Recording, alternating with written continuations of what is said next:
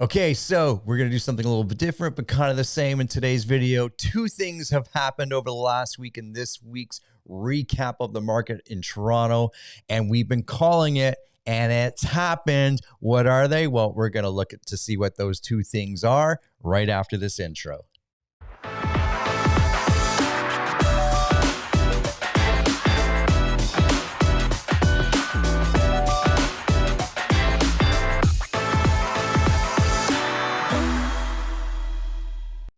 Yes, that's right. Two things happened along beside the dancing gear there. Two things happened in Toronto in the last week, and we've been calling it, and it's happened. Now, one of the things we said was going to happen, I thought it was going to happen perhaps in the next week or two, but it happened last week. And one of the other things that we've been talking about is, well, as I need a cough button here, is the number of listings. We always see an uptick in the month or the first week or two in September in new listings, and that's exactly what we saw. The other one, well, you'll just have to wait and see what that is. Thanks to everyone that's been reaching out. I had a bunch of people reach out to me over the last week with real estate questions or talking about the market, sending me messages and calls and so forth. So thanks, kudos to you. Fist pump. Yeah, there you go. And feel free to reach out. I love all the comments. And I don't know if you've been watching on any of my socials, YouTube, Facebook, TikTok, Instagram. I short all the shorts and the reels and the TikToks, whatever's out there, but go check those out on any of my socials. Gary A. McGee. You can always find me there, where I post a video almost every day talking about what's just happening in the market in a 1-minute version. So if you like this content, but you want it shorter into 1 minute, that's the one for you. All right. So as you know, this is the weekly report of Toronto, and we're going to look at the numbers, see what's going on, see what's trending. And yes, two predictions came to light in this past week. So without further ado, let's share my screen and we'll have a look to see what the report looks like. So here it is. Yes. And as always, this report is available in the link below in the description. Download it. You can always get the past reports as well, and use this to your knowledge. Provide it to your clients, to your friends, to your neighbors, to your mom, your dad, whomever it takes. So this is for the week of September 10th, ending September 10th, and we're going to compare it to the same time last year, and you'll see, the number of listings is down compared to last year. However, we're going to look at something in just a minute here. And then the average price, well, that's up. You can see that. We're just doing some highlights. Then we'll dig in deep in here in just a second.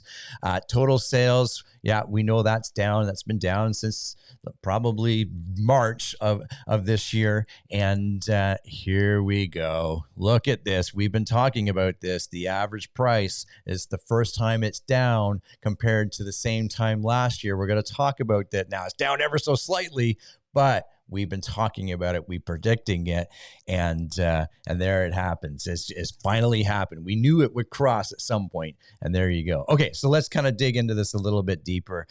Total new listings, well, that's down 22% since last year, and you can see, well, why is that? Why is that? Well, it's interesting. However, I want to show something to you. First of all, it was the first week everybody was back. All the kids were back to school, right? And there's a long weekend in here, so that's going to play a factor. And of course, look at the number of listings coming to market Tuesday and Wednesday and Thursday. And I know my video box there is hiding something, and it's important that it's hiding, but because this is something that we've been talking about. The second week of September, we always see a surge in what? In new listings, and you can see that here. And yeah, we've been into like the 900s for the month of August for the number of listings, down to 763, and then boom, right up to 1189 new listings. We're going to continue to see more listings as the next couple of weeks roll on. And I know there's a number of new listings even this week as we speak. So we're going to see that number increase, which is going to create more opportunities for buyers. And there's also a large buying group sitting on the fence waiting for the right home to come up, because they can do that now. So we're going to see not only a surge in listings, as we've just seen here, but we're going to see a surge in some sales as well. That's not, I don't think it's going to be enough to affect the market to move the value up, but that's what we're seeing right now. Average list price, well, that's up over last year, 11% there. And you can see the trend of what that's been looking like since May. Up and down, up and down. We're at 1.35. Remember, that's your list price. That's not the sale price. We'll get into that in just a minute. And let's just keep moving along here. Total inventory cost. Well, that's just the number of the value of all the homes put together. Of course, we've seen values come down, so that's obviously gonna decrease, right? Let's move on because total sales. Okay, so down 48% the same week as last year. It's not really, we're not doing apples to apples right now. We need another couple of weeks, get into the real middle of September because that would be a better comparison. But you can see, the number of the number of sales obviously still happen midweek, and you can see that here with the weekend being the least amount of sales. And then this is what we're looking at. You can see this graph here since middle of May, and that's gone down. Whereas last week we only had 308 sales. However, that's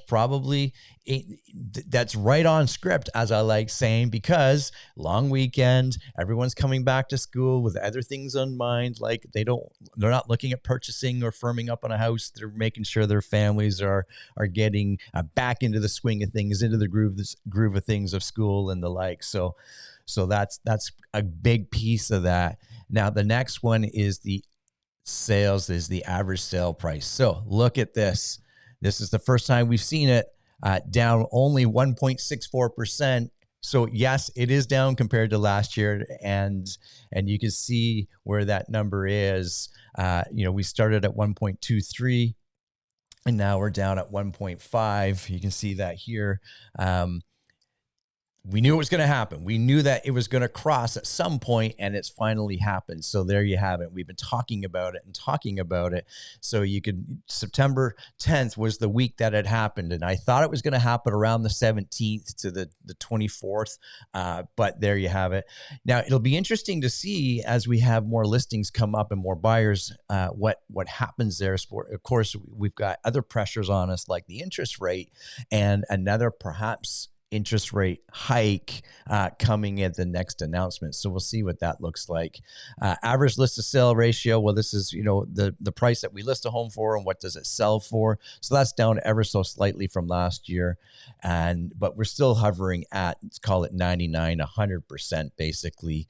You can see that. And that's again, buyers getting in tune with the market as well as sellers getting in tune with the market. Now we are seeing, this is interesting because we are seeing some different strategies come forward a little bit here. And I know I've been watching some listings, and the listing agent has chosen a strategy of not listing at fair market value. In fact, listing well below 7 to 8, probably I should say 6 to 8% below market value, and increasing buyer, what am I trying to say?